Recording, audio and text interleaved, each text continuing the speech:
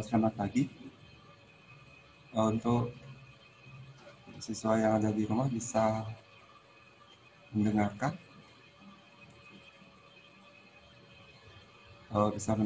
suara saya.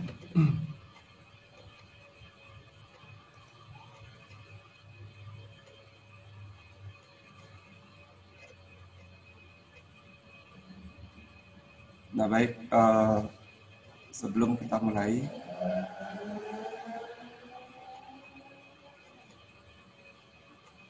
saya harapkan siswa yang ada di rumah bisa mengikuti dengan baik pembelajaran daring hari ini, dan saya harapkan semuanya dalam keadaan sehat. Ya, jadi maksimalkan mengikuti pembelajaran supaya apa yang belum kalian dapatkan, pernah lihat, bisa kalian lihat ya, jadi dan bisa dimengerti. Nah sebelum kita mulai, kita aturkan dulu tangannya di umat. Om Swastiastu. Coba yang di rumah bisa mendengarkan suara saya atau tidak kedengaran? Coba, sudah ya? Baik, kita akan lanjutkan materi untuk dimensi 3. Mungkin kalian sudah banyak melihat video materi tentang dimensi 3 dan juga contoh dan pembahasan soal-soal ya. Nah sehingga ya poinnya itu dasarnya harus kalian pahami. Jadi kalau sudah dasarnya dipahami, membayangkan bentuk bangun ruang sesuai dengan yang ditanyakan. Nah itu, jadi kalian harus membayangkan terlebih dahulu, atau bisa digambar ya, tampilan bangun ruang itu digambar, diberi nama, dan setelah itu baru bisa menentukan yang mana yang ditanyakan, entah itu mencari luas, entah itu mencari jarak dari titik ke titik, jarak dari titik ke bidang, dan seterusnya. Nah, sehingga dasar-dasar yang sudah kalian pernah dapatkan di SD, dan juga SMP harus dimaksimalkan diingat, gitu ya.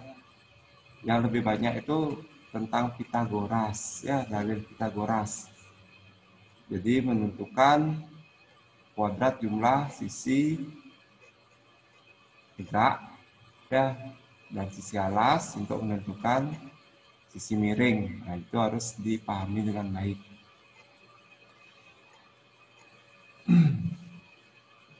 Nah, sebelumnya sudah dilanjutkan oleh Ibu Desanya. Jadi materi yang minggu lalu mungkin belum bisa selesai. Ya, jadi kita akan lanjutkan lagi, yang mudah-mudahan apa yang kalian dapatkan di minggu lalu dan 2 minggu yang lalu itu ya sedikit atau banyak bisa dipahami. Nah, sehingga untuk selanjutnya akan lebih mudah membahas soal dan juga mengingatnya. Nah, itu ya. Jadi poinnya mengingatnya, sehingga pada saat kalian menemukan soal, jadi terbayang lagi, oh saya sudah pernah dapat ini, oh seperti ini langkah-langkahnya. Jadi harus banyak latihannya. Nah ini yang kita akan lanjutkan itu, jadi untuk PR gitu ya. Jadi untuk PR mungkin untuk kelas HP5, 6, 7, 8 dan seterusnya bisa melihat Nah, untuk AP1, 2, 3, 4, nah mungkin kalian bisa melihat tugas yang sudah saya berikan. Jadi contoh sederhana yang sudah saya berikan. Jadi apa yang saya berikan waktu 2 minggu lalu dan mungkin minggu lalu yang sudah diberikan sama ibunya bisa apa itu namanya, untuk menjawab soal yang ada pada tugas ya.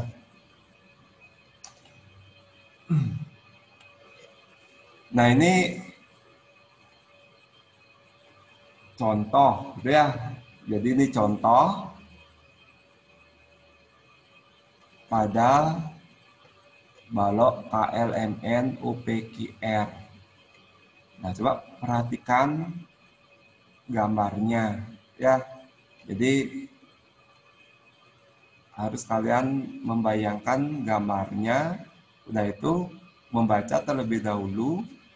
Jadi detail dari panjang sisi yang diketahui ya. Panjangnya 8, lebarnya 5, tingginya 12. Jadi ini balok. Titik A, B, C, D berturut-turut tetap pada garis. Nah, ini biasanya soal itu bentuknya seperti ini. Udah itu kalian yang menerjemahkan nanti ke dalam gambar supaya lebih gampang. Ya, syukur-syukur kalian bisa membayangkan. Nah, seperti itu ya. Jadi digambar sesuai dengan ini soal yang diketahui. Panjangnya mana? Lebarnya yang mana? Tinggi. Nah, itu ya. Titik A, B, C, D berturut-turut terletak pada pertengahan garis LM. Nah, lihat LM. LM, KN.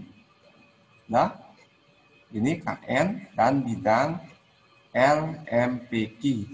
Itulah jarak titik B dan C. B dan C. Nah, otomatis kalian akan mencari terlebih dahulu. Nah, ini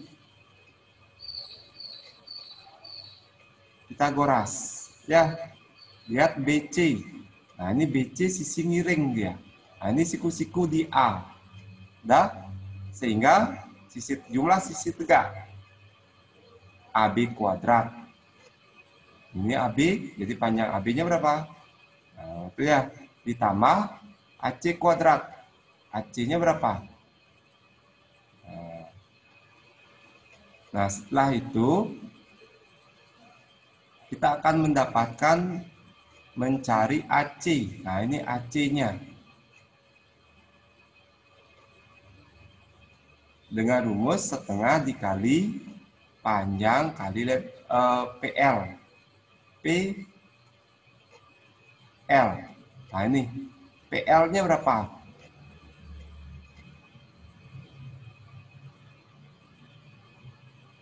Dah? Sehingga didapatkan ini sama dengan tingginya, ya 12. Panjang, lebar. Tinggal dimasukkan, sehingga akan didapatkan AC-nya itu 6. Sehingga AB. Nah, lihat, panjang AB sama dengan KL. Itu 8. Sehingga mencari BC kuadrat, jadi kuadratnya hilang kan menjadi akar. Atau BC kuadrat sama dengan AB kuadrat ditambah AC. Nah, sehingga kita sudah dapatkan AC-nya 6. Nah, udah itu AB-nya sudah kita dapatkan 8. Sehingga akar AB kuadrat jadi 8 kuadrat ditambah 6 kuadrat. Nah, sehingga didapatkan hasilnya 100. Jadi BC kuadrat sama dengan 100. Jadi BC sama dengan akar 100. Nah, sehingga titik BC itu kita dapatkan 10. Nah, seperti itu. Jadi gambarnya ini bisa kalian langsung isi keterangan. Panjangnya berapa? 8. Tulis saja 8 biar ingat. Ya, tingginya 12. Yang mana yang ditanyakan? Nah, seperti itu. Nah, lanjut.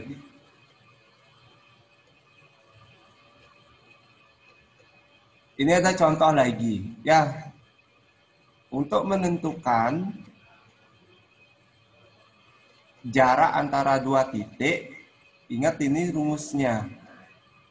Ya, jadi ini rumusnya diingat atau bisa kalian catat. Nah, lebih banyak bisa menulis akan lebih ingat, gitu ya, secara tidak langsung akan ingat. Jadi ini rumusnya yang perlu kalian catat dan pahami. X-nya yang mana? X2, X1, Y2, Y1. Nah, itu dipahami dengan baik supaya nanti pada saat menentukan jarak antara dua titik nggak bisa. Dah. Nah, coba sekarang ada contoh seperti ini. Tentukan jarak antara dua titik di bawah ini. Nah, titik M 3,6. Sehingga X-nya 3, Y-nya 6. Dan N 2 titik. Jadi ada titik M dan N. Min 2, min 6. Atau juga kalian bisa buat dalam kertas berpeta itu kan bisa dibuat titik MN ini. Berapa sih jarak MN? Nah, itu bisa kalian menggambar. Jadi digambar terlebih dahulu pada buku kotak koordinat bidang kartesius. Ya, X-nya 3, Y-nya 6. Nah, jadi tentukan koordinatnya dulu.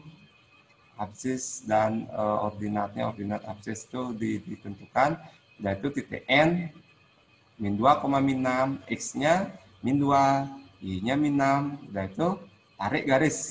Nah, jarak dari titik M ke N itu tarik garis, nanti dia akan kalian bisa lihat dalam bentuk segitiga dia ya. Jadi garis itu jadi tegaknya itu bidang tegak dan bidang alasnya bisa ditarik. Nah, bisa dibuat garis bantu sehingga akan kelihatan dia dalam bentuk segitiga ya. Nah, sekarang yang nomor A ini setelah kalian menentukan titik M dan titik N, kita masukkan rumus. Nah, rumus ini yang digunakan ya. Jadi tinggal dimasukkan aja. Atau bisa ditulis X1, ini Y1, ini X2, ini Y2, boleh. Supaya nanti gampang memasukkan ke sini, ke rumus ini. Ya, yang rumus A ini. Coba dimasukkan X2. Nah, ya, min dalam kurung min 2 kuadrat ditambah 6 dikurangi dalam kurung min 6 dikuadratkan. Nah, ini rumus ini dimasukkan ya. Sehingga di dalam kurung ini min kali min kan plus. Ya.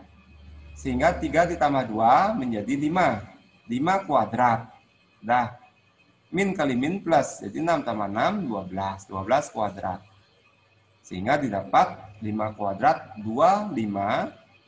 12 kuadrat 144 ya, sehingga dijumlahkan menjadi 169, sehingga jarak dari M ke N itu kuadrat sama dengan akar 169, sehingga didapat jaraknya 13 ya.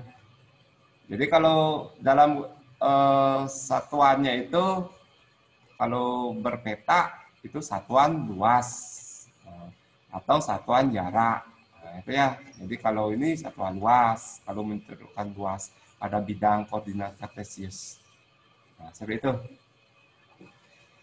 Jadi ini diingat rumusnya ya. Nah, sekarang yang nomor B, nah, coba perhatikan ini yang digunakan rumusnya yang nomor B. P 1,2,3. Nah, ini X, Y, Z. Ya, X, Y, Z. Jadi A-nya X1, Y1, Z1.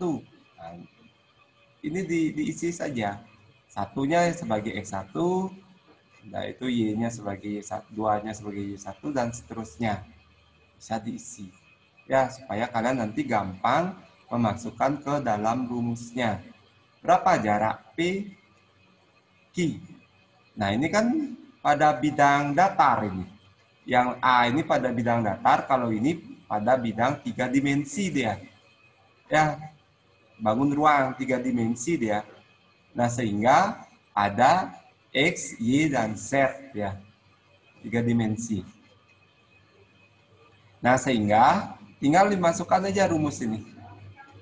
Ya, dan B. Nah, seperti ini jadinya.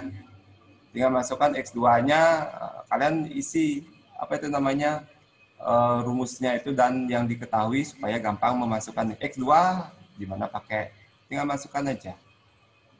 Nah, tinggal diselesaikan dalam kurung ini min 1 kuadrat. Y2 min Y1 4 kurang 2. Wah. Nah, ini Z2 dikurang Z1 min 3 ditambah 3 atau 3 kurang 3 0. Ya. Ada juga siswa bingung. Biasanya pada saat apa itu namanya menyelesaikan ada tanda negatif, positif itu ya bingung biasanya. Biasanya sampai di sini dia selesai artinya tidak bisa mengerjakan lagi, melanjutkan. Ya, nah sehingga kalau ada tanda negatif anggap meminjam. Ya, kalau tanda positif anggap membayar. Minjam 3, bayar 3 kan udah impas ya 0. Nah, itu ya. Nah, jadi ya, bisa diasumsikan seperti itu. Nah, tinggal dilanjutkan lagi.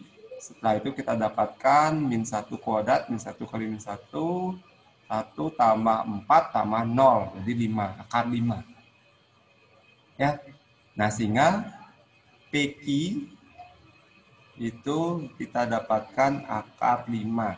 Jadi kalau ada soal seperti ini, biarkan dia dalam bentuk akar tergantung nanti option yang ditampilkan objektifnya. Ya, jadi dalam bentuk akar 5 karena tidak diselesaikan lagi. Nah, dalam bentuk akar 5. Nah, dah itu sedikit. Jadi bisa kalian nanti materinya akan di-share lagi di materi itu pada saat kalian nanti mempelajari atau ya mengingat kembali materi yang belum dipahami. Jadi bisa dilihat lagi. Nah, tinggal dibuka nanti apa itu namanya pembelajaran modelnya itu ya. Udah itu kita akan melanjutkan jarak titik ke titik itu ya. Jangan ini yang tadi itu. Saya kembali lagi ke depan itu ya. Nah, umpama ini titik M, titik N. Nah, itu ya. Jadi pada bidang koordinat itu MN. Nah, jarak ini berapa? Nah, itu yang ditanyakan tadi. Makanya kalau dibuat garis bantu, tarik tegak, nah, tarik tegak ke atas lagi dia akan bentuk segitiga siku-siku dia. Maka jarak ini yang ditanyakan yang nomor A tadi. MN-nya itu berapa? Makanya pakai Pitagoras. Ya. Jadi titik A ke titik B. Nah, ini ada contoh lagi seperti ini. Diketahui kubus A, B, C, D, E, F, G, H. Nah, ini kan makanya digambar lagi. Buat kubus A, B, C, D, E, F, G, H. A, B, C, D. Nah, pemberian nama, di alasnya dulu diberikan nama A, B, C, D. Nah, itu lanjut lagi posisi A di atasnya, sambung dengan E, F, G, H. Dah? Jadi rusuknya sama. Rusuknya sama, A. Tentukan jarak A ke C. Jarak A ke C. Nah, ini jarak A ke C berapa? Kan bisa kalian menggunakan Pitagoras. Ya. Nah, ini AG. A ke G apa namanya? Nah, itu ya. Jadi pada dasar waktu 2 minggu yang lalu, yang mana namanya diagonal ruang. Itu ya, bidang diagonal. Itu diingat dengan baik. Udah itu titik A ke G sudah. Titik A ke, nah ini titik A ke tengah-tengah. Bidang E, F, G, H. Kalau tidak ada gambar seperti ini, cuma ada, apa itu namanya? Tulisan saja, jadi kalian harus bisa menerjemahkan ke dalam bentuk gambar. Jadi kalian harus bisa membuat gambar dan menentukan ya unsur-unsurnya ini. Jadi nama-namanya ini supaya bisa menyelesaikan. Jadi kalau saya yakin kalau kalian tidak bisa menerjemahkan, menuangkan dalam bentuk gambar ya akan lebih sulit gitu ya. Akan lebih sulit. Ya kalau soalnya agak apa itu namanya gampang sederhana itu ya bisa, pasti bisa dibayangkan. Tapi kalau model seperti ini makanya harus kalian buat dulu gambar. Kalau dimensi 3 itu harus sering kalian menggambar. Ya, makanya harus bawa penggaris alat. Jadi biar gampang dan juga pakai buku kotak, kertas berpeta itu gampang lah menggambar. Nah, seperti itu. Jadi bentuknya bagus gambarnya dan bisa dipahami yang akan dicari atau yang ditanyakan. Udah? Maunya buat kubus, jadinya apa? Balok gitu biar tidak seperti ya dibuat seninya kalian. Ya. Nah, ini yang ditanyakan. Jadi dengan rusuk A. Udah diperhatikan? Nah, ini yang pertama. Titik A ke C. Titik A ke C. Nah, ini yang ditanya. A ke C. Pakai rumus Pitagoras. Itu ya, jadi AC kuadrat sama dengan AB ditambah BC. Jadi AB kuadrat ditambah BC. Siku-sikunya di B. Sehingga kita akan mencari sisi miringnya. Jadi AC itu sisi miring. Nah, sehingga tinggal masukkan AB-nya berapa? Ya A. BC-nya berapa? Ya A. Sehingga AC kuadrat sama dengan A kuadrat ditambah A kuadrat. A kuadrat tambah A kuadrat berapa? Nah, ini ada juga siswa di sini kesulitan menyelesaikan, ya. A kuadrat tambah A kuadrat. Anggap A kuadrat itu pensil. Pensil kuadrat ditambah pensil kuadrat berapa? Kalau dijumlahkan kan 2, ya kan? Jadi 2 pensil. Jadi A itu diumpamakan dengan pensil sehingga 2 pensil kuadrat. Nah, itu ya. Ini tambah. Udah? Jadi 2A kuadrat. Sehingga AC kuadrat ini hilang, kuadrat ini hilang, makanya akan menjadi akar dia.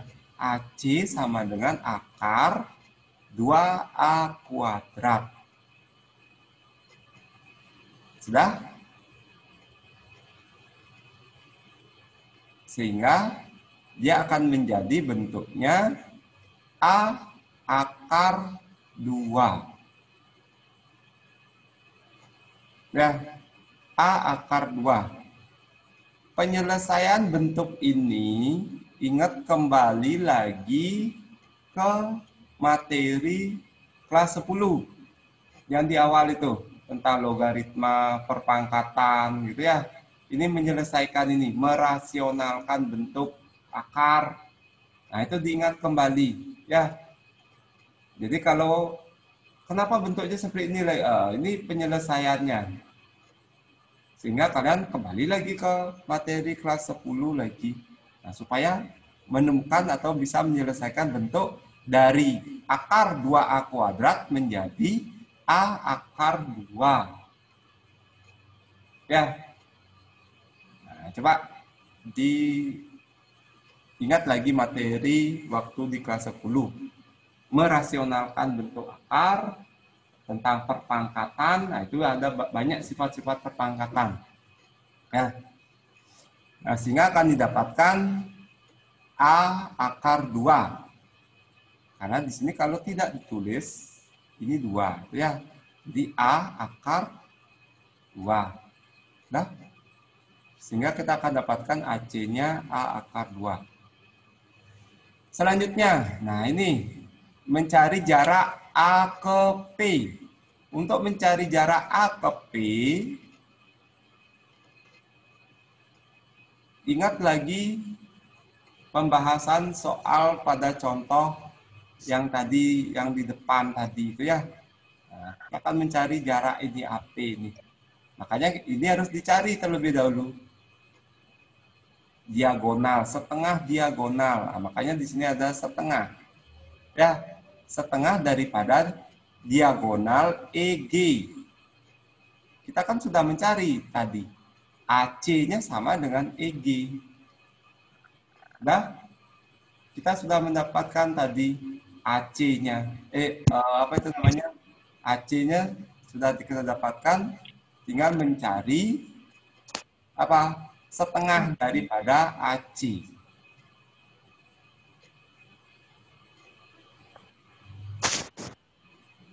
Nah, ini AC-nya, makanya ditulis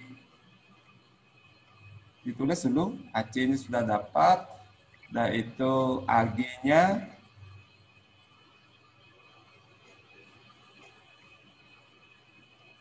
untuk menentukan panjang daripada AG, untuk mendapatkan ini AP-nya ini, kita akan mencari setengah dari EG terlebih dahulu ya. Nah, coba perhatikan sekarang. Untuk mencari AG, pakai Pitagoras lagi. AC sudah didapatkan. AC-nya didapatkan A akar 2 kuadrat ditambah CG. Nah, masukkan akar A akar 2 kuadrat, sehingga akan menjadi A kuadrat akar 2 kuadrat kan sama dengan berapa? Akar 4. Akar 4 berapa? Ya 2.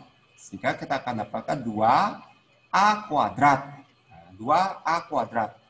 Kenapa bentuk ini A kali akar 2 kuadrat, hasilnya 2A kuadrat, didapat dari dalam kurung ini, lihat ya. Dalam kurung ini dikuadratkan terlebih dahulu. A kuadrat kali akar 2 kuadrat. Jadi akar 4. Akar 4, 2. Nah, sehingga didapatkan 2 kali A kuadrat ditambah A kuadrat, turunkan A kuadrat. Nah, sehingga ini sejenis dia. Kenapa bisa 3A kuadrat? 2A kuadrat ditambah A kuadrat ini sama dengan 2A kuadrat tambah 1A. Cuma dia koefisiennya ini tidak ditulis. Gitu ya. Nah, ini di depan A ini artinya 1, cuma tidak ditulis. Sehingga 2 tambah 1 kan 3. 3A kuadrat. Jangan nanti baru ditambahkan kuadratnya ini ditambahkan. Ya, salah ya. Nah, kuadratnya tetap ya. Kalau kali baru mengalikan sama dengan menjumlahkan kuadrat. Nah, itu kalau kali.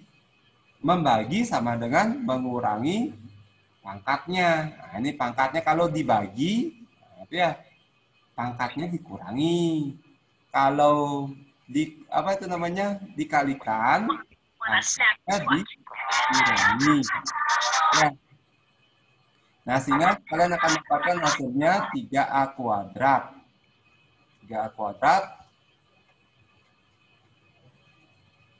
Terus akan menjadi, nah ini di sini ada 2. Akar itu di depannya itu ada 2. Akar pangkat 2, akar pangkat 3. Kalau akar pangkat 3, 3 di sini. Ya. Tinggal bisa dicoret, ini dicoret. Nah, itu ya. Sehingga akan menjadi 3A. Nah, jadi makanya menjadi dia A akar 3. A akar 3. Nah, sehingga bentuk-bentuk ini penyelesaian, saya kan biasanya pasti sampai di sini menentukan ini biasanya bingung. Ya, menentukan ini biasanya bingung. Kok bisa seperti itu? Ya. Kalau dia apa itu namanya? Yang diketahui itu biasanya dipakai huruf akan lebih sulit biasanya gitu ya. Jadi kalau kalian langsung pakai angka akan lebih gampang di sini. Ya, ini kan menurunkan rumus. Ya, menurunkan rumus. Tinggal nanti diganti saja ini pakai angka, umpama pakai 5, pakai 6, silakan. Ya, ganti di sini itu untuk latihan nanti. Ya. Sudah, sehingga kita akan dapatkan AG.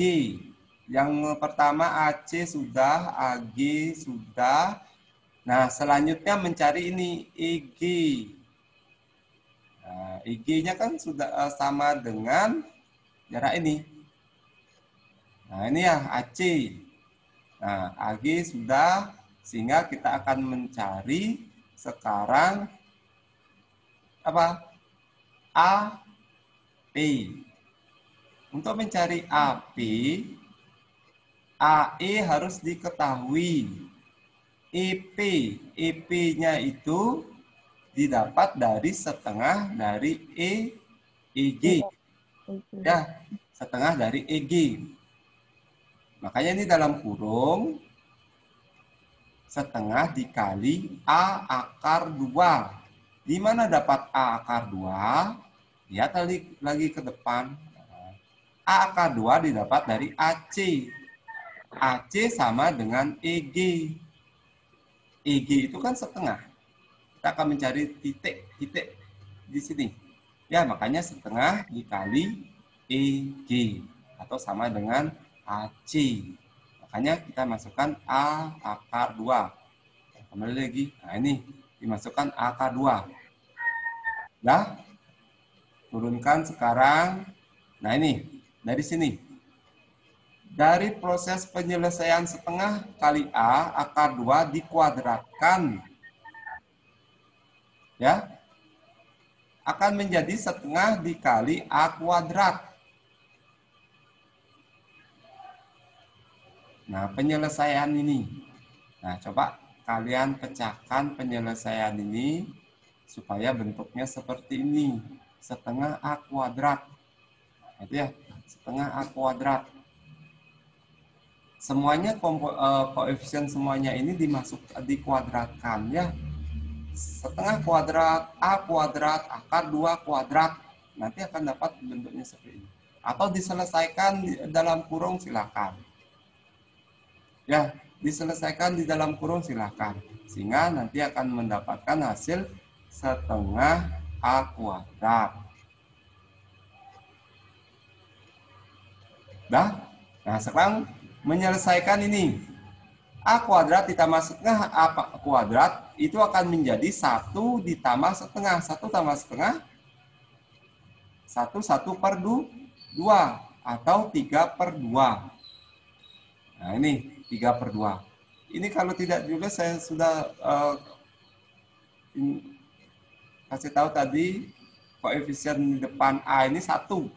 1 tambah setengah 1/2 atau 3/2 A kuadrat. Sehingga akan menjadi, nah ini lagi penyelesaian bentuk ini akan menjadi bentuknya setengah A akar 6. Nah, saya harapkan kalian mengerti mendapatkan ini. Jadi latihan-latihan waktu di kelas 10 harus dipahami. Kalau tidak dipahami, menyelesaikan sampai bentuk ini akan kesulitan. Ya, jadi makanya kembali lagi ke materi kelas 10. Jadi diingat untuk merasionalkan, merubah dari bentuk akar, kuadrat, nah itu ya, perpangkatan, jadi sifat-sifatnya itu dipahami dengan baik. Nah, sehingga akan mendapatkan ini. Jadi akan didapat hasil dari AP, ya. Jadi AP akan mendapatkan berapa? Setengah A akar 6. Jadi satuannya sentimeter. Nah, seperti itu. Nah, jadi mungkin kalian kesulitan karena panjang daripada rusuk-rusuknya itu dipakai A, ya, dari awal dipakai A. Jadi nanti untuk latihan rubah ini dipakai dengan angka supaya lebih gampang. Ikutilah langkah-langkahnya. Jadi A-nya pakai umpama 2 atau 3 dan seterusnya. Ikuti langkah-langkahnya untuk mendapatkan hasilnya. Ya, nah, jadi seperti itu. Itu contoh yang pertama. Dah. Nah, sekarang ini jarak titik ke garis. Jarak titik ke garis, ya, jadi pada peragaan ini pada garis G ditarik tegak lurus. Nah, ini siku-siku. Jadi jarak titik dan garis, berapa jarak titik dan garis. Nah, itu. Peragaan ini menunjukkan jarak titik ke A ke garis G. Nah, titik A ke garis. Nah, ini garis G tegak lurus yang ditarik dari titik A dan tegak lurus garis G. Nah, ya.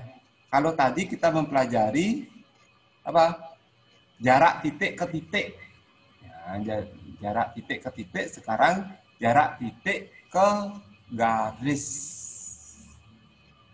Nah, itu ada 3 nanti. Nanti jarak titik ke apa? Ke bidang. Nah, ini yang akan kalian pelajari. Nah, baru tadi contoh soal jarak titik ke titik, nah, titik ke garis. Nah, prosesnya itu nanti sama, itu ya sama. Jadi lebih banyak nanti ke sini kalian mempelajari dari sini. Ya, ini harus dipahami. Kalau ini sudah ngerti, saya yakin untuk selanjutnya pasti akan mengerti juga. Ya, prosesnya sama.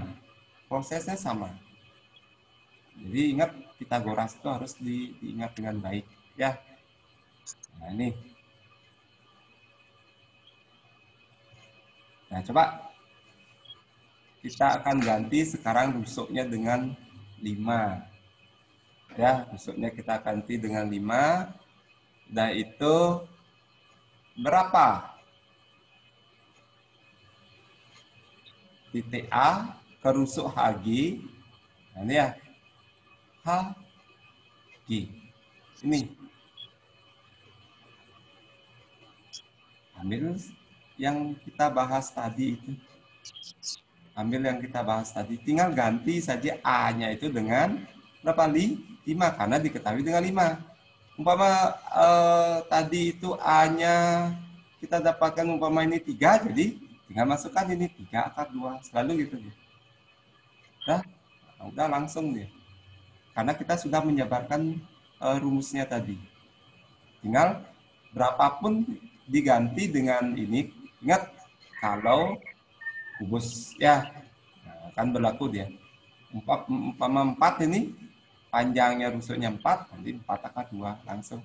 Jadi kembali lagi ke depan prosesnya. Ya. Nah, ini. Nah, untuk contoh 2, coba bisa dicatat atau di screenshot ini, atau juga bisa kalian ya screenshot aja. Dicoba. Nah, ini ya. Dicoba mencari ini dari B ke titik atau garis AG. Nah, ini dari titik B ke garis AG.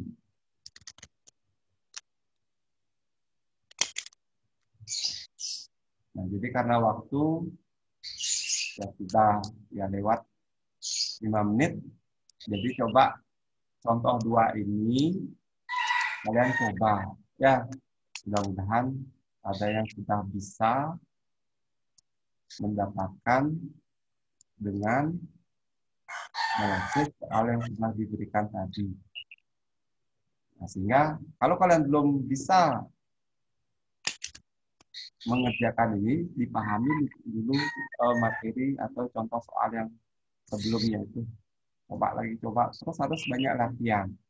Ya, harus banyak latihan sehingga menemukan bentuk atau persoalan seperti ini, contoh soal seperti ini atau soal seperti ini, ya udah akan terbayang menyelesaikannya.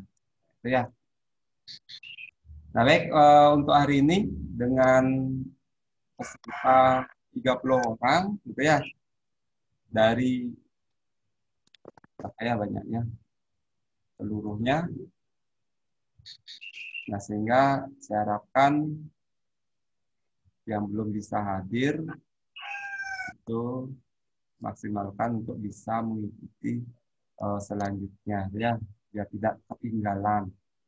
Jadi kalau tanpa dijelaskan, saya yakin ya, sulit kalian nggak bisa paham.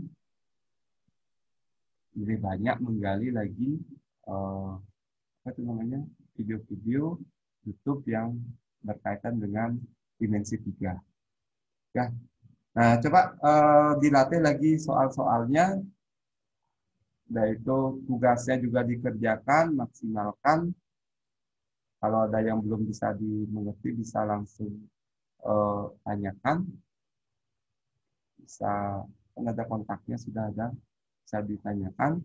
Ya, semoga kalian bisa mengerti dan paham. Baik, untuk hari ini saya akhiri dan kita lanjutkan pertemuan selanjutnya sesuai dengan jadwalnya. Nah, saya akhiri dengan mengaturkan Om Santi. Om Santi, Santi, Santi.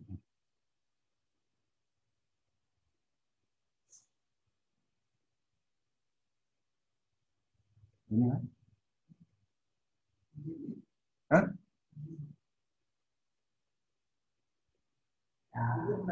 Hah? Belum? Kalau 32 ya? Ya, tinggal persiapan untuk novel selanjutnya nih. Hah? Jadi, ini dulu 12. Oke, masing-masing. Ya, ini 12. Gitu.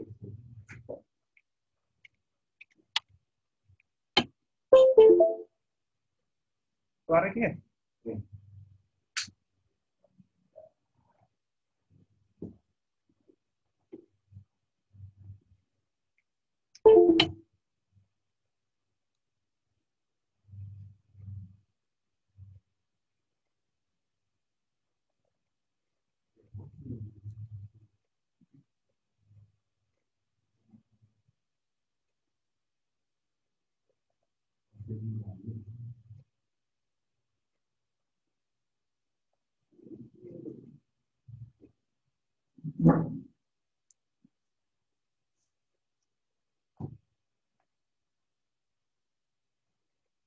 Bukan ya?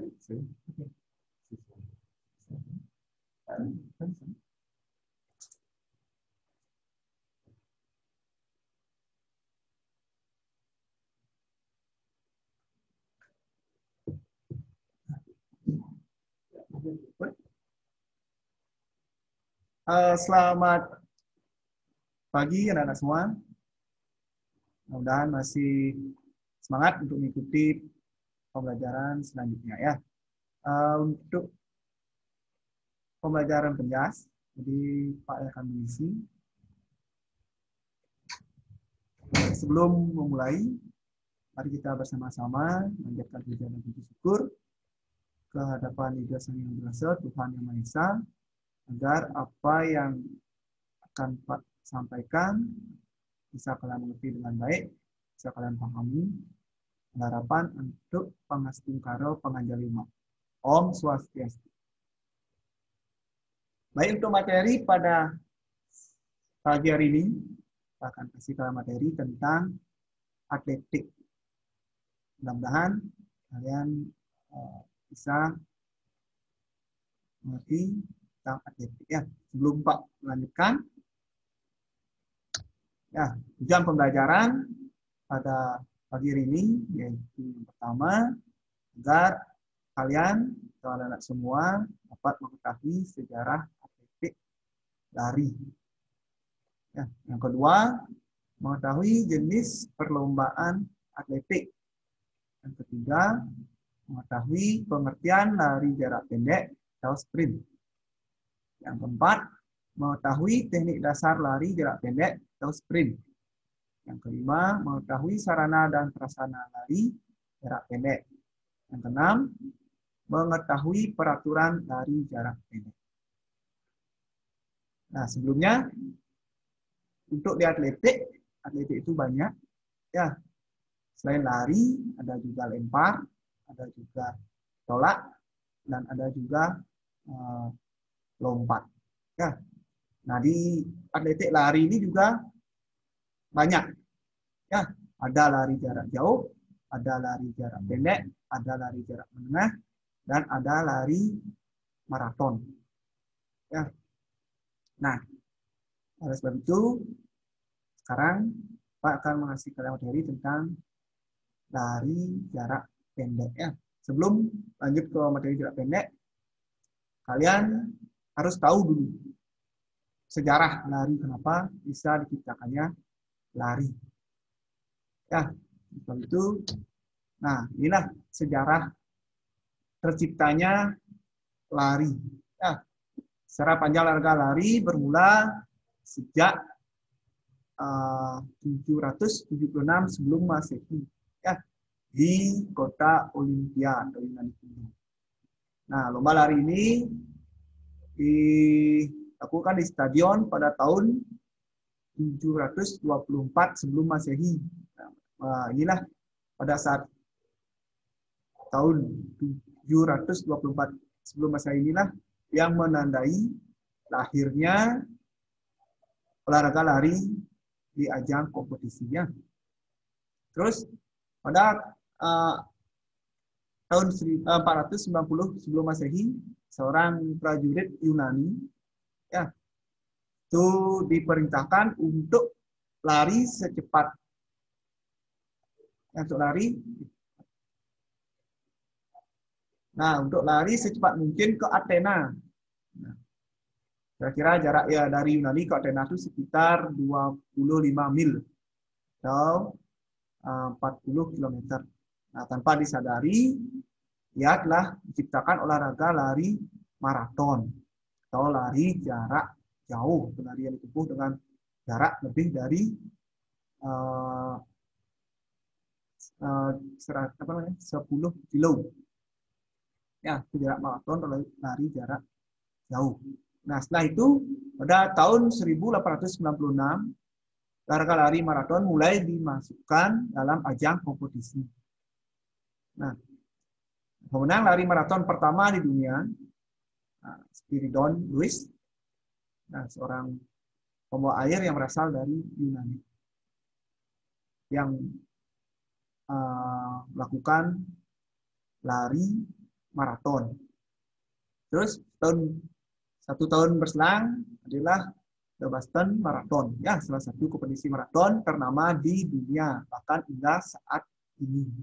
Nah, inilah yang pertama kali untuk sejarah lari atletiknya itu, ya, yang pertama kali muncul adalah lari maraton atau lari jarak jauh. Nah, selanjutnya pada tahun 1909 kompetisi lari maraton mulai muncul di Amerika Serikat.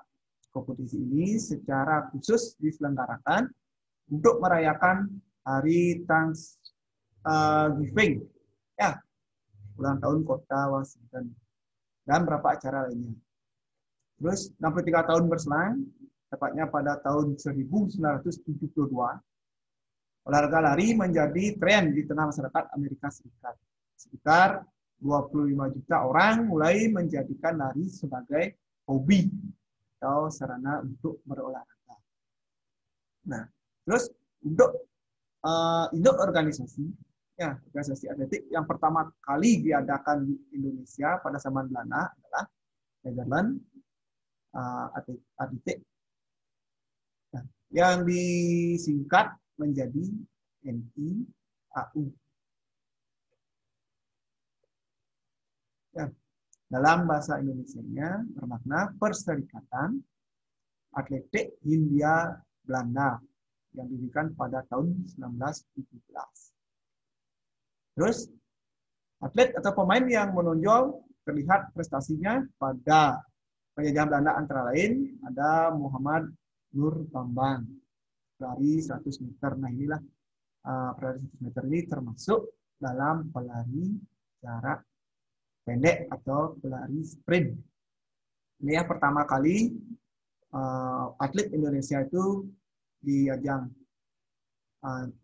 internasional yang paling menonjol pada saat itu adalah bernama Muhammad Nur Bambang. Nyatanya pernah berlari dengan menghabiskan hanya 10,8 detik. Ya, larinya jauhnya itu 100 meter, dia bisa menempuh jarak hanya 10,8 detik. Detik ya, bukan menit.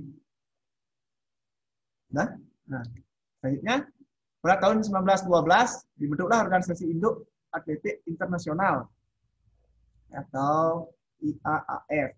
Ya, terus pada tahun 1983 IAAF mengadakan beberapa pertandingan regional seperti kejuaraan Eropa, Amerika atau Commonwealth Games. Ya, terus induk organisasi cabang olahraga atletik di Indonesia bernama PASI. Nah, di Indonesia juga ada induk organisasinya. Kalau internasionalnya disebut dengan IAAF, sedangkan di Indonesia disebut dengan PASI atau Persatuan Atletik Seluruh Indonesia. Nah, ini hampir hampir sama dengan kalau kalian nanti ada soal tentang induk organisasi, ini hampir sama dengan sepak bola ya. Kalau sepak bola PSSI, kalau atletik PASI, ya ingat kalau A itu atletik, kalau S itu sepak bola. Nah, terus untuk PASI sendiri dibentuk di Jakarta pada tanggal 3 September 1958. Terus pengurus besar PASI masa bakti 2016 sampai 2020 tahun lalu diketuai oleh Muhammad Hasan. Nah, untuk sejarah atletik ya, biar nanti kalian tahu sejarah-sejarah atletik yang ada di kenapa bisa lari, sejarah lari yang kenapa bisa muncul adanya lari. Ingat lari itu pertamanya muncul itu di Athena ya. Athena ada pada Olimpiade. Nah, terus apa organisasi internasional lari ya kan tahu namanya IAAF, International Association of Athletic Federation. Ya, terus untuk di Indonesia apa? Untuk di Indonesia itu nama induk organisasi di Indonesia adalah PASI atau Persatuan Atletik Seluruh Indonesia. Nah, selanjutnya atletik. Apa yang disebut dengan atletik? Biar kalian juga tahu.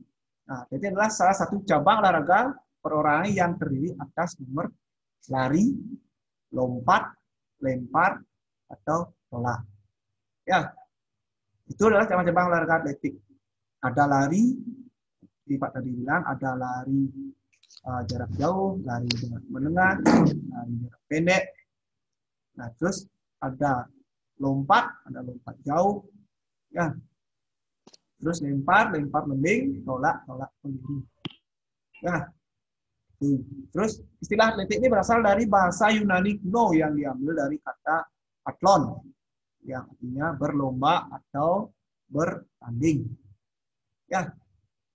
Karena atletik ini berasal dari Yunani, maka istilah atletik pun diambil dari bahasa Yunani yang diambil dari kata athlon.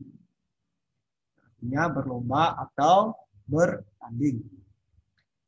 Nah, selanjutnya jenis lomba atletik yang sering diperlombakan.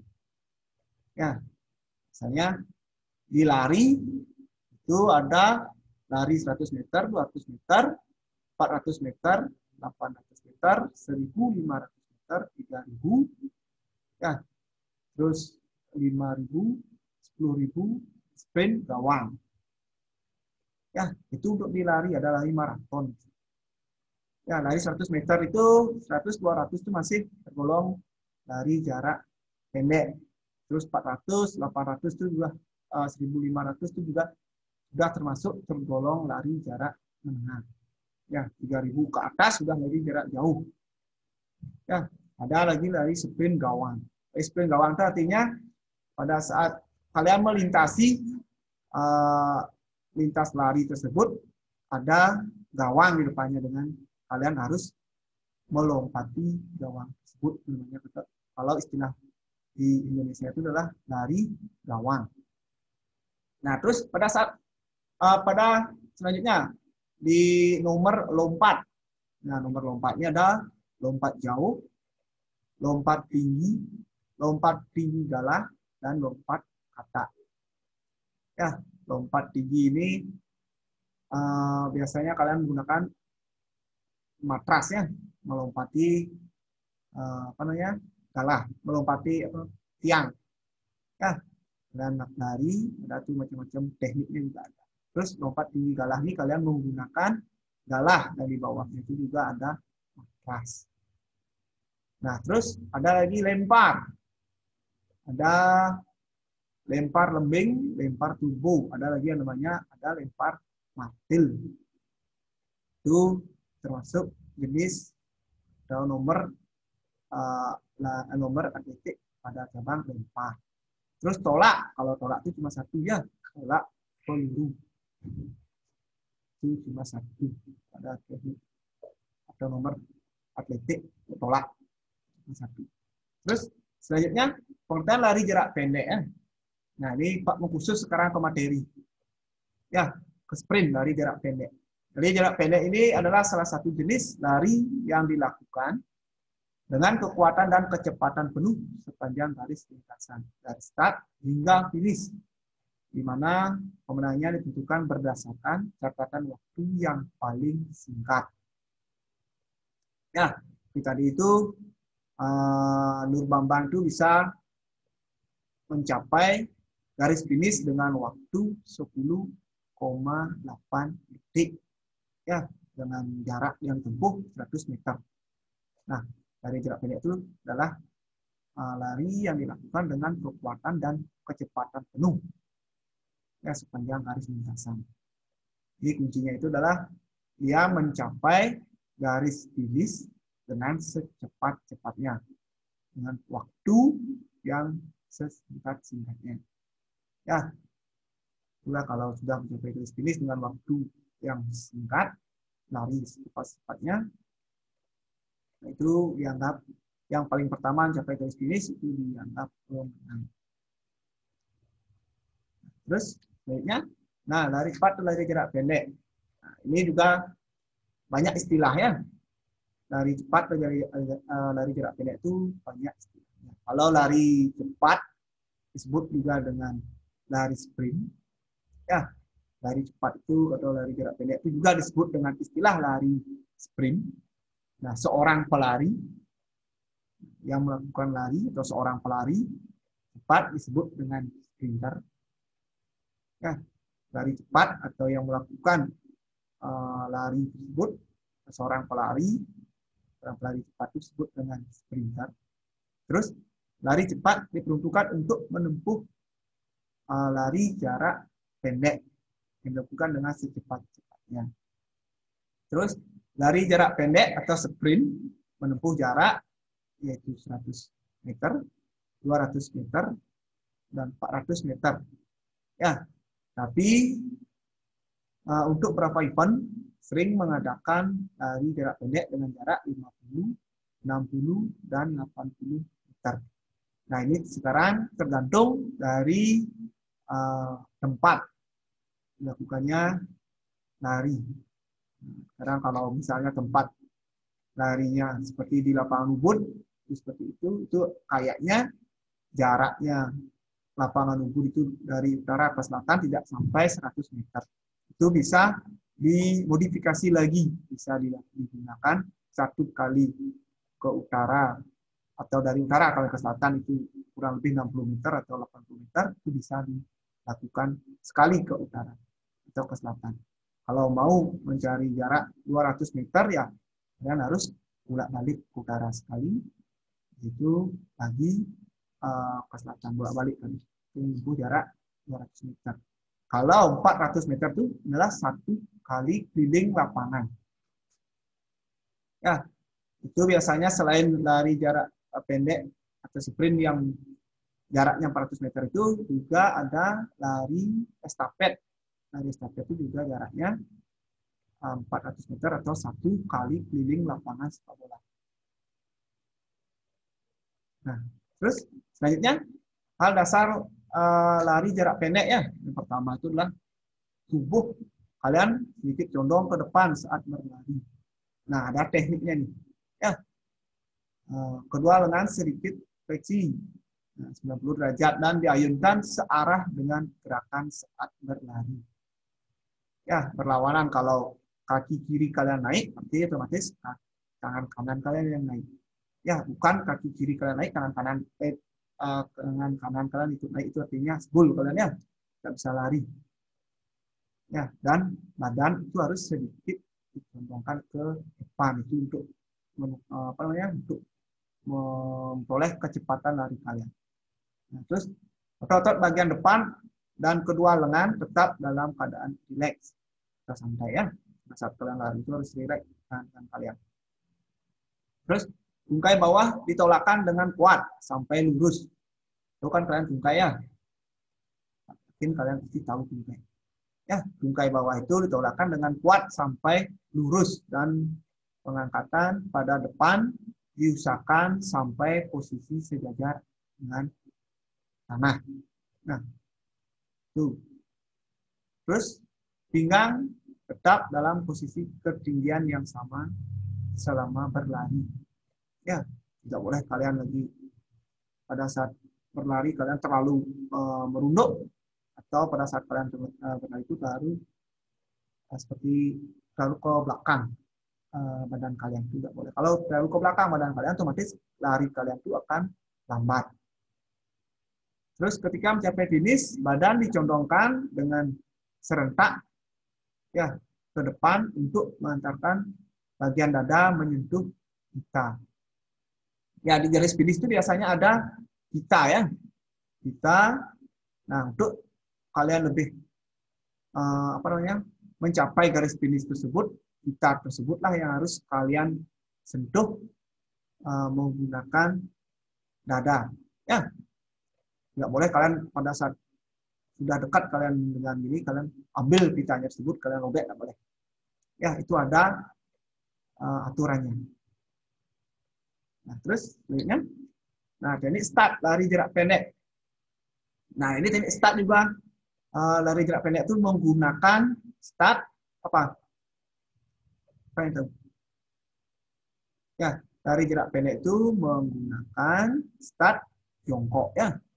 Lari jarak pendek itu menggunakan start jongkok, lari jarak menengah dan lari jarak jauh menggunakan start berdiri. Terus untuk lari estafet itu menggunakan start melayang. Ya, nah khusus untuk teknik start lari jarak pendek itu adalah start jongkok. Nah, start jongkok juga nanti dibedakan menjadi 3 ya. Ada start pendek atau boom start, ada start menengah atau medium start, dan ada start panjang atau long start. Nah, untuk start pendeknya itu kaki kiri di depan dan lutut kaki kanan diletakkan di sebelah kaki kiri dengan kisaran jarak sekitar 1 kepal.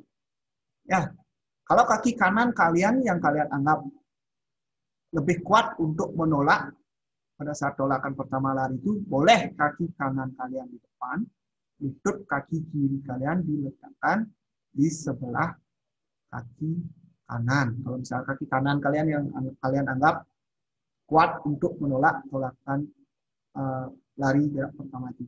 Terus kedua tangan diletakkan ya di belakang garis start dengan jari-jari rapat dan ibu jari terpisah. Ya, kedua tangan diletakkan di belakang garis start. Jangan kalian letakkan kedua tangan itu di atas garis. Tidak boleh. Ya, terus dengan jari-jari rapat dan ibu jari terpisah. Artinya nanti kalian bentuk seperti V. Ya, V ini dibalik. Seperti ini nanti bentuknya.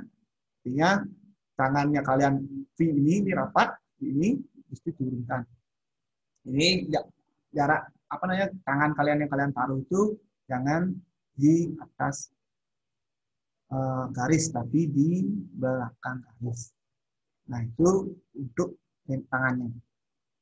Yang membedakan di sini adalah start, bone start, medium start dan long start ini adalah posisi kaki. Ya, yang pertama ini bone start itu adalah kaki kiri depan, lutut kaki kanan kalian diletakkan di sebelah atau di samping kaki kiri. Itu yang membedakan start pendek atau bone startnya. Sedangkan dengan medium start, ya medium start itu adalah kaki kiri di depan, lutut kaki kanan diletakkan di sebelah kanan tumit. Ya, tahu kan kalian tumitnya? Mudah-mudahan kalian tahu tumit. Ya, tumit kaki kiri jaraknya sekitar 1 kepal. Ya, dengan jari-jari tangan juga sama. Seperti bone start, medium start, long start itu sama. Posisi tangannya sama. Yang bedakan itu cuma di kaki. Ya, posisi kakinya. Ingat kalau bone start itu kaki kiri di depan dan lutut kaki kanan diletakkan di sebelah kaki kiri. Ya, terus kalau medium itu kaki kiri depan, lutut kaki kanan diletakkan di sebelah kanan tumit. Ingat ya, kata-katanya kata kuncinya tumit kaki kiri. Jaraknya sekitar 1 kepal. Sama ya, kasih jarak. Terus untuk long start. Long start ini kaki kiri diletakkan di depan lutut kaki kanan. Di depan belakang kaki kiri. Ya, kaki kiri ini diletakkan di depan lutut. Ya, kaki kanan. Di belakang kaki kiri. Jaraknya sekitar 1 kepal. Ini long start ini jaraknya jauh. Ya, kaki kanan dan kaki kiri itu di belakang jauh. Jika kalian tahu. Jadi pas ada mungkin tetap muka, pas ada di lapangan, kita akan jelaskan lagi. Ya, terus dengan tangan juga sama ya. Tangannya itu ibu jari dan jari-jari dirapatkan. Ya, jari rapatkan dan ibu jari terpisah. Bentuknya V terbalik sama. Ya, terus ini start berdasarkan apa-apa.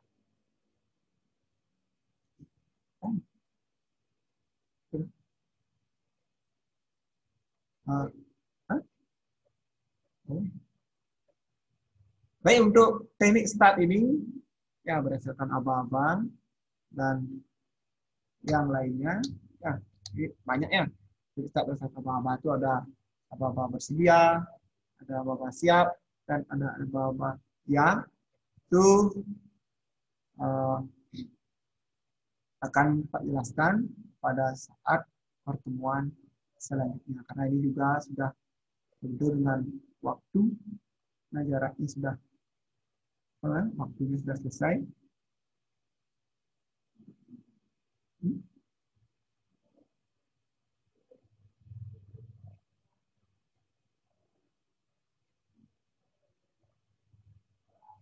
Nah, waktu kita juga sudah selesai.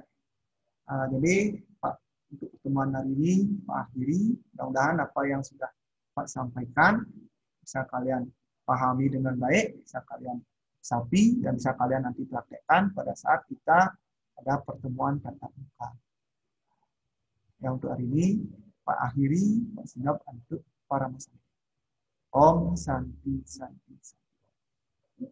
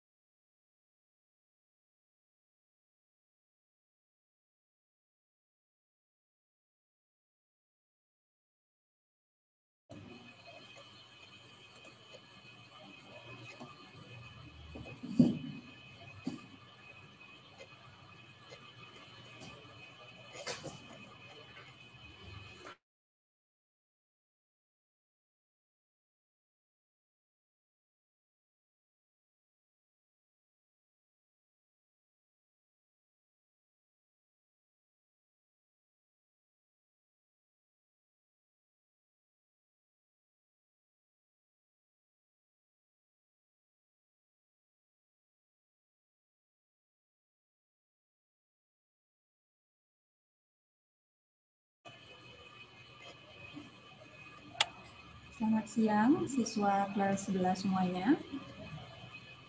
Terdengar dengan jelas suara Ibu?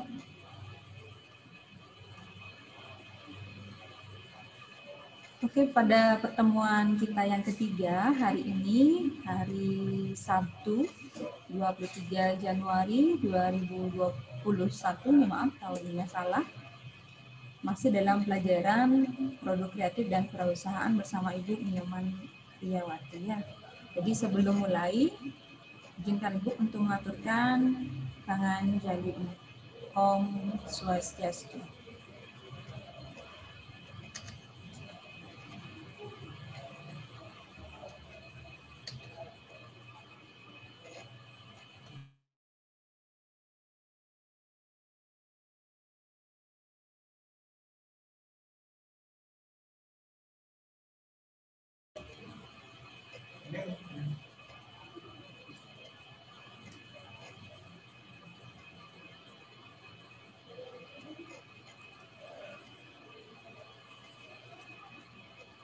Harga pokok produksi. Nah, kita masih akan membahas mengenai harga pokok produksi.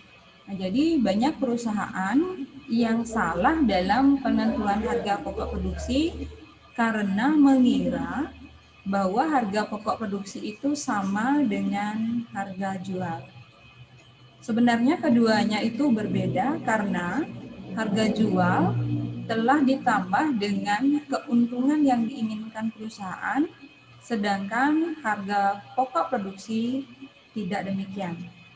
Nah, dalam penentuan harga pokok harus diusahakan untuk mendapatkan harga pokok yang seteliti mungkin.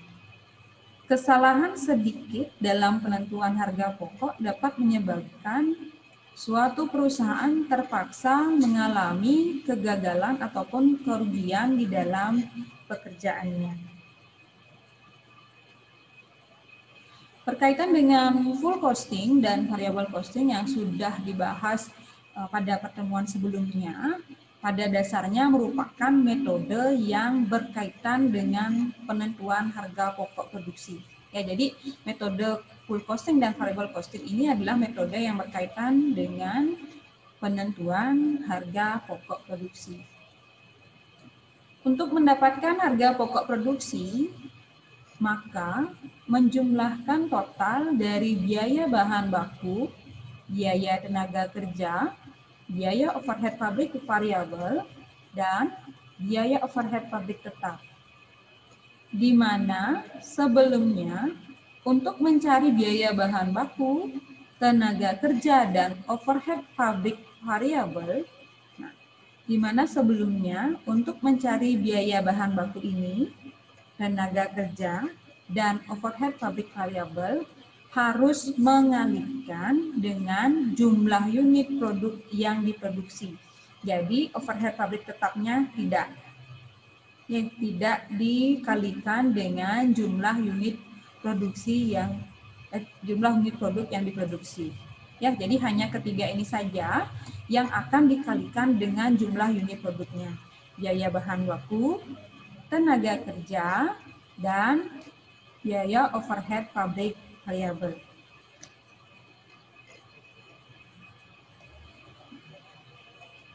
Berikut ini merupakan contoh soal kita yang ketiga dari pertemuan sebelumnya. Coba diperhatikan baik-baik dan mungkin sudah Ibu sampaikan sebelumnya untuk dicatat. Jadi pada pertemuan hari ini kita akan bahas contoh soal 3. Diketahui pada tahun 2020, PT Kencana memproduksi sebanyak 1.000 unit produk A. Baik, sebelum lanjut, kalau seandainya ada yang belum mencatat soal ini minggu lalu, bisa dicatat sekarang karena kita akan langsung bahas. Ya, diketahui pada tahun 2020, PT Kencana memproduksi sebanyak 1.000 unit produk A. Berikut data biaya produksi untuk memproduksi produk A pada PT Kencana. Perhatikan baik-baik. Memproduksi sebanyak 1.000 unit. Ya. Biaya bahan baku Rp200 per unit. biaya tenaga kerja langsung Rp150 per unit, biaya overhead variabel Rp400 per unit, dan biaya overhead tetap Rp100.000. Hitunglah harga pokok produksi menggunakan metode variable costing. Jadi seperti sebelumnya, seperti pernyataan ini, untuk mencari biaya bahan baku dan tenaga kerja, overhead pabrik variabel itu harus mengalihkan dengan jumlah unit produk yang diproduksi. Ketiganya ini harus dikalikan dengan jumlah unit produk yang diproduksi. Jumlah produk yang diproduksi atau jumlah unit produk yang diproduksi sebesar atau sebanyak 1.000 unit. Sebelum Ibu lanjut, ada yang sudah ketemu jawabannya? Bisa angkat tangan. Karena mungkin sudah dicari di rumah. Ada yang ingin menjawab? Berapa kira-kira hasilnya? Silahkan angkat tangan. Perhatikan baik-baik. 1.000 unit. Biaya bahan bakunya 200 per unit. Oke, ada satu orang yang angkat tangan. Silahkan, Dewa Ayu Purnama. Selamat pagi, Bu. Iya, selamat pagi. Untuk mencari, hitunglah harga pokok produksi menggunakan metode variable costing adalah, yang pertama adalah biaya bahan baku, yaitu Rp 200 dikalikan 1.000, jadi hasilnya Rp200.000. Yang kedua, tenaga kerja langsung dengan jumlah Rp150 dikalikan 1.000 sama dengan Rp150.000, dan biaya overhead variabel Rp400 dikalikan 1.000 menjadi Rp400.000. Untuk biaya overhead tetap atau BOP tidak ditambahkan karena di sini menggunakan variable costing. Jadi hasilnya adalah biaya variable costingnya yaitu Rp750.000. Oke, terima kasih Dewa Ayu Purnama. Baik, kita akan cek bersama apakah jawaban yang disampaikan oleh Dewa Ayu tadi benar. Hasilnya 750 ya.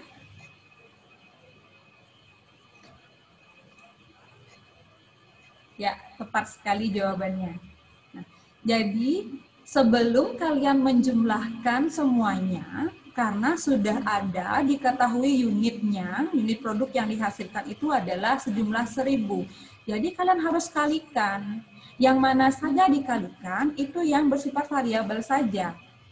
Ya, biaya bahan bakunya berapa? Rp200 per unit. Nah, jadi unitnya berapa? Kan 1.000 yang dihasilkan, jadi kalikan dulu 1.000.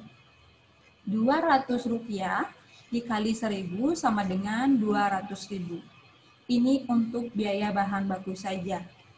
Kemudian, biaya tenaga kerja langsungnya Rp150 dikali 1.000, Rp150.000. Biaya overhead variabel 400 dikali 1.000. Hasilnya adalah 400.000. Jadi, harga pokok produksi dengan menggunakan metode variable costing jumlahnya atau hasilnya adalah Rp750.000. Jadi, tepat sekali jawabannya ya, Dewa Ayu, terima kasih. Sudah bisa dipahami anak-anak? Jadi harus dibedakan ya, bagaimana cara menghitung variable costing dan full costing. Kemudian perhatikan unitnya berapa. Kalau seandainya kalian salah menghitung di sini satu saja, misalnya biaya bahan baku kan Rp200 kali 1.000. Kalian tulis di sini 20.000. Hasilnya juga sudah berbeda nanti. Ya, satu saja salah kalian menghitung, hasilnya juga akan salah. Jadi harus hati-hati di dalam menghitung perbagian ini. Sudah bisa dimengerti? Oke. Contoh soal 4. Coba silakan diperhatikan. Diketahui pada tahun 2020, PT Sentosa, ini soalnya hampir sama ya, memproduksi sebanyak 2.000 unit produk A. Sekarang 2.000 yang diproduksi ya. Berikut data biaya produksi untuk memproduksi produk A pada PT Sentosa. Biaya bahan baku 250 per unit, biaya tenaga kerja langsung Rp200 per unit, biaya overhead pabrik variabel Rp400 per unit, dan biaya overhead tetapnya itu Rp100.000. Pertanyaan masih sama, hitunglah harga pokok produksi dengan menggunakan metode variable costing. Coba diselesaikan dulu. Jika ada yang sudah ketemu jawabannya, nanti sampaikan ke Ibu. Silakan angkat tangannya.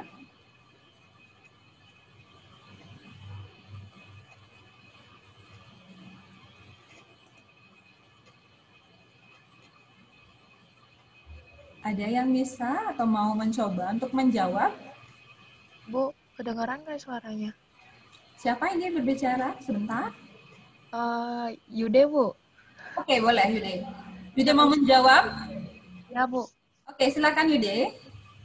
Untuk biaya bahan bakunya 250 dikali 2.000 yaitu 500.000. Untuk biaya tenaga kerja langsungnya 200 dikali 2.000 400.000. Untuk biaya overhead variabelnya 400 dikali 2.000 800.000. Jadi totalnya 1.700.000. Oke, jawaban Yude itu adalah 1.700.000. 1.700.000. Baik, kita cek bersama ya.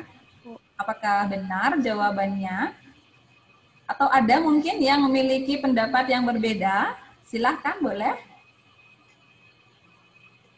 Oke, ada enggak yang jawabannya berbeda? Kita perhatikan lagi. Kita cek bersama-sama apakah jawaban Yudi itu benar. Ya, tepat sekali jawabannya ya. Jadi jawabannya itu adalah 1.700.000. Biaya bahan bakunya itu kan Rp250 per unit. Ya, berarti dikalikan dengan unit produk yang dihasilkan. Kali 2.000 sama dengan 500.000. Biaya tenaga kerja langsungnya 200 dikali 2.000. Hasilnya adalah 400.000. Kemudian biaya overhead variabelnya 400 dikali dengan 2.000 sama dengan 800.000. Jadi harga pokok produksi dengan menggunakan metode variable costing pada PT ini, PT Sentosa itu adalah Rp1.700.000. Bisa dipahami ya? Oke. Kita lanjutkan dengan contoh soal berikutnya. Sekarang yang ditanyakan itu adalah dengan menggunakan metode full costing. Coba dicari dulu.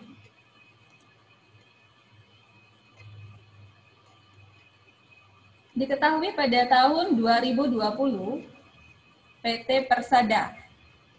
Nah, PT Persada memproduksi sebanyak 2.000 unit produk A. Berikut data biaya produksi untuk memproduksi produk A pada PT Persada.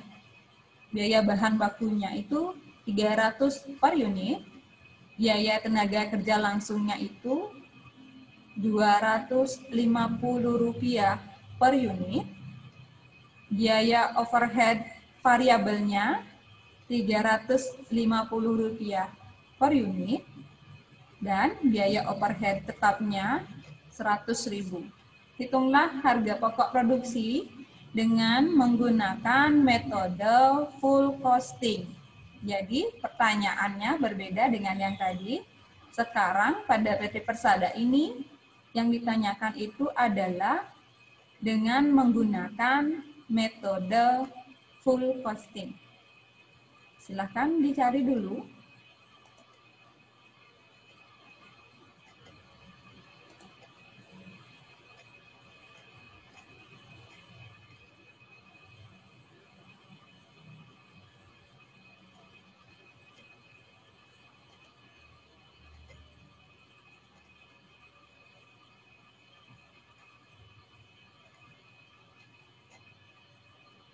Ada yang sudah menemukan jawabannya? Silakan angkat tangannya.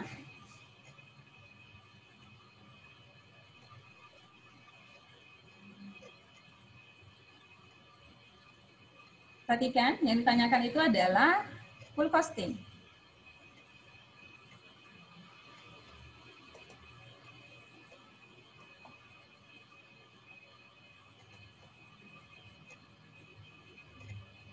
Ibu harapkan kalian di sana ora-ora ya.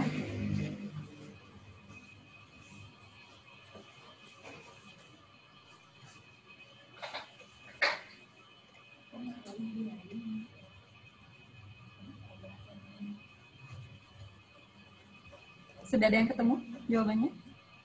Dicoba saja, tidak apa-apa. Bu. Halo, Bu. Bu. Iya. Izin menjawab, Bu. Silakan. Sampaikan nama dan kelasnya. Ibu saya Sri Utari Dewi, kelas AP11. Oke, Gusti Ayu, silakan dijawab. Berapa harga pokok produksi dengan menggunakan metode full costing?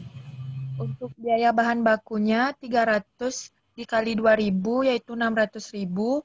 Untuk biaya tenaga kerja langsungnya 250 dikali 2.000 yaitu 500.000. Untuk biaya overhead variabelnya 350 dikali 2.000 700.000 dan ditambah dengan biaya overhead tetap 100.000. Jadi totalnya 1.900.000. Totalnya itu adalah 1.900.000. Nah, itu jawaban dari Gusti Ayu. Ada yang mendapatkan hasilnya yang berbeda dari Gusti Ayu? Ada? Oke, kita cek bersama-sama apakah jawabannya benar. Jadi biaya bahan bakunya 300 per unit, tenaga kerja langsungnya itu 250 per unit, biaya overhead pabrik variabelnya itu 350 rupiah per unit, dan biaya overhead tetapnya itu adalah 100.000. Yang ditanyakan itu dengan menggunakan metode full costing. Jadi jawabannya adalah 1.900.000. Ya, benar sekali ya Gusti Ayu, jawabannya 1.900.000. Jadi perhatikan di sini anak-anak, biaya bahan bakunya itu 300 rupiah dikali dengan unit yang dihasilkan 2.000 sebesar 600.000. Biaya tenaga kerja langsungnya 250 rupiah dikali 2.000, hasilnya itu adalah 500.000. Biaya overhead pabrik variabelnya 350 rupiah dikali 2.000, hasilnya adalah 700.000, dan biaya overhead tetapnya itu adalah 100.000. Jadi totalnya itu adalah 1.900.000. Itu hasil dari harga pokok produksi dengan menggunakan metode full costing. Nah, kemudian kalau ada pertanyaan dari anak-anak, Bu, kenapa BOP tetapnya atau biaya overhead tetapnya itu tidak dikalikan dengan unit yang dihasilnya? Yang dihasilkan ini ya, yang dihasilkan itu kan 2.000. Kenapa tidak dikalikan, Bu? Karena dia bersifat tetap. Berapapun jumlah produk yang dihasilkan, biayanya itu akan tetap. Ibu contohkan, misalnya biaya sewa. Kamu mau menghasilkan produk 100, 200, 300, 350, tetap biaya sewanya kamu 100.000. Jadi tidak dikalikan dengan jumlah produk yang kamu hasilkan. Jadi yang dikalikan dengan unit yang dihasilkan itu berlaku pada ini, biaya bahan baku, tenaga kerja langsung, dan biaya overhead variabel. Nah, untuk overhead tetapnya itu tinggal dijumlahkan saja, tidak dikalikan. Kalau seandainya dari soal ini yang ditanyakan itu adalah dengan menggunakan metode variable costing, hasilnya adalah berapa? Hasilnya adalah berapa? Kalau Ibu ubah soalnya, yang tanyakan itu kan adalah full costing. Kalau seandainya sekarang Ibu ganti soalnya, berapakah harga pokok produksi dengan menggunakan metode variable costing? Hasilnya adalah berapa? 1.800. Iya, 1.800.000. Karena BOP tetapnya tidak usah dijumlahkan.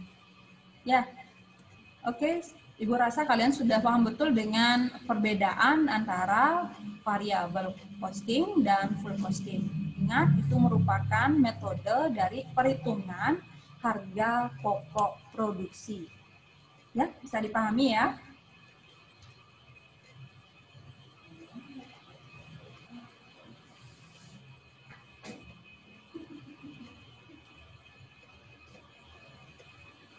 Kita akan lanjutkan dengan harga pokok penjualan atau sering disingkat dengan HPP. Di sini ada dua yang Ibu tebalkan di sini. Di sini ada harga jual, ada harga pokok penjualan. Di mana harga jual dan harga pokok penjualan seringkali disamakan atau disetarakan. Padahal harga jual dan harga pokok penjualan itu berbeda. Ya, harga jual dan harga pokok penjualan itu berbeda. Nanti akan Ibu berikan penjelasannya di mana letak perbedaan antara harga jual dan harga pokok penjualan. Nah, di dalam membahas harga pokok penjualan atau sering disingkat dengan HPP, sangat penting juga kalian mengetahui harga jual itu seperti apa.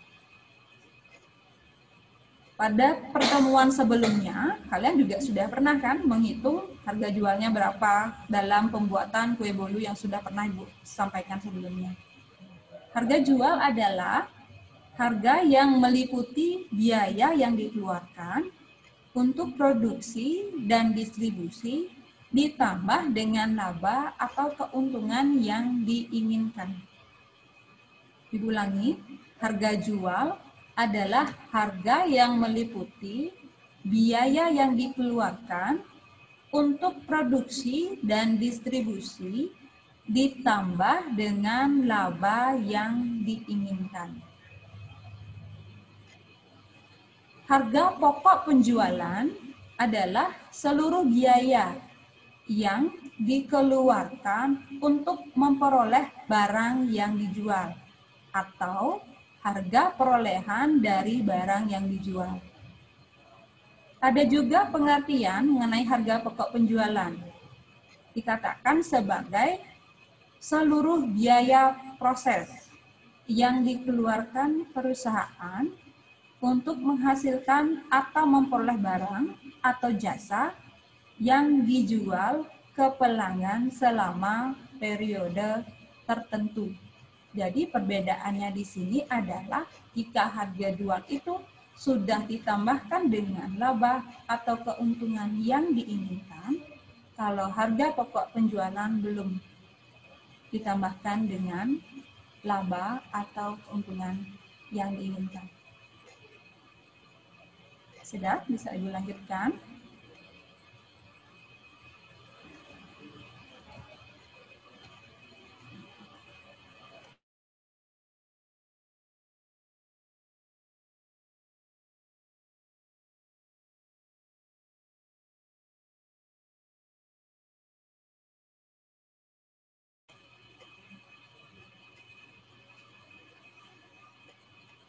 Perbedaan harga pokok penjualan dan harga jual. Nah, sini kalimatnya cukup panjang, nanti Ibu akan sampaikan ringkasannya, kesimpulannya. Perbedaan harga pokok penjualan dan harga jual. Harga pokok penjualan atau HPP hanya mencakup segala pengeluaran yang dibutuhkan untuk produksi barang yang dijual.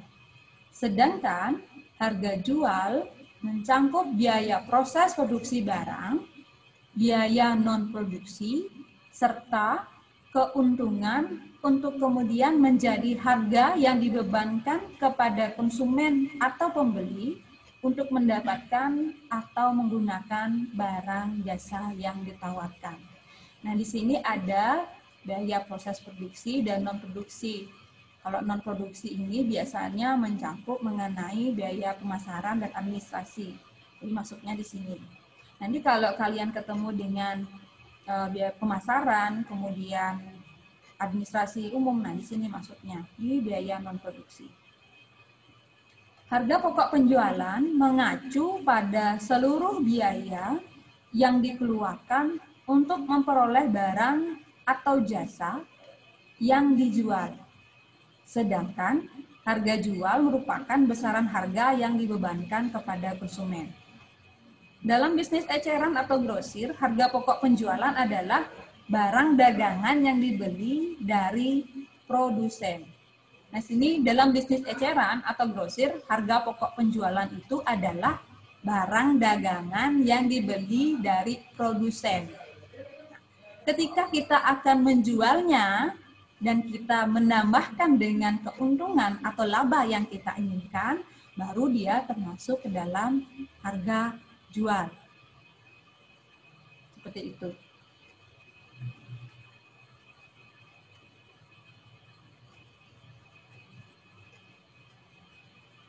Sudah? Kita akan lanjutkan.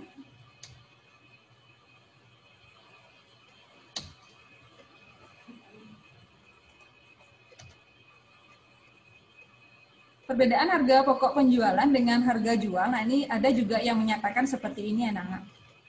Jadi Bu sampaikan saja, mungkin nanti kalian bisa pilih yang mana kiranya kalian bisa memahami dari penjelasan yang sebelumnya. Perbedaan harga pokok penjualan dengan harga jual adalah HPP itu mencakup segala pengeluaran yang dibutuhkan untuk produksi barang yang dijual. Sedangkan harga jual mencakup biaya proses produksi dan non-produksi serta keuntungan untuk kemudian menjadi harga yang dibebankan kepada konsumen. Nah, ini pengertiannya atau perbedaannya ini hampir sama dengan yang nomor 2 tadi ya. Jadi HPP ini mencakup segala pengeluaran yang dibutuhkan untuk produksi barang yang dijual. Dalam memproduksi barang yang dijual. Sedangkan harga jual itu mencakup biaya proses produksinya, biaya non-produksi ditambah dengan keuntungan yang dibebankan kepada konsumen.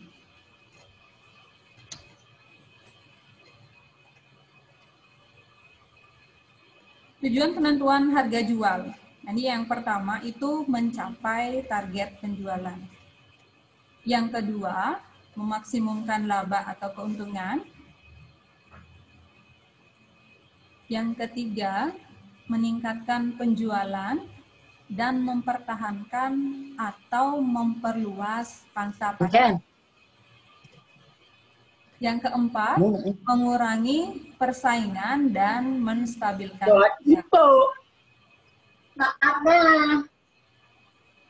Oke, ada suara. Rasa bersalah. Terus.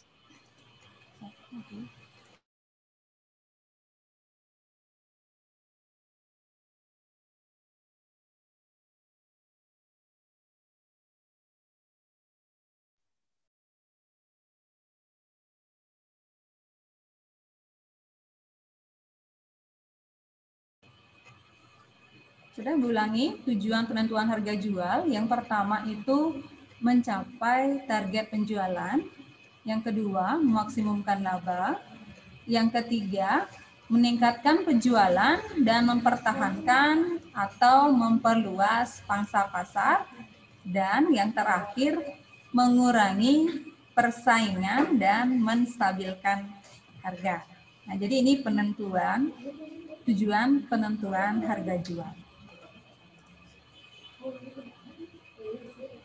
Oke, silakan bisa dicatat. Ini adalah rumus harga jual anak-anak. Seperti yang Bu sampaikan tadi, harga jual itu sama dengan Biaya produksi ditambah dengan biaya non-produksi, ditambah dengan keuntungan atau laba yang diharapkan. Biaya non-produksi itu contohnya biaya pemasaran, layanan pelanggan, biaya administrasi, dan lain-lain. Nah, ini adalah rumus harga jual. Salah satunya ya, rumus harga jual itu lumayan cukup banyak anak-anak. Jadi ini salah satunya, harga jual adalah biaya produksi ditambah biaya non-produksi ditambah dengan keuntungan atau laba yang diharapkan. Bisa dicatat?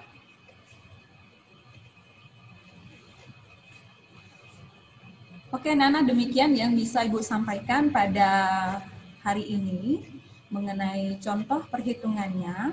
Akan Ibu sampaikan minggu depan karena waktunya sudah habis. Ibu tutup dengan parame sandi. Om Sandi, Sandi, Sandi, Om.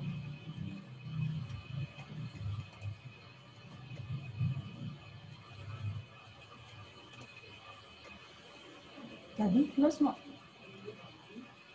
Kena ya, mo.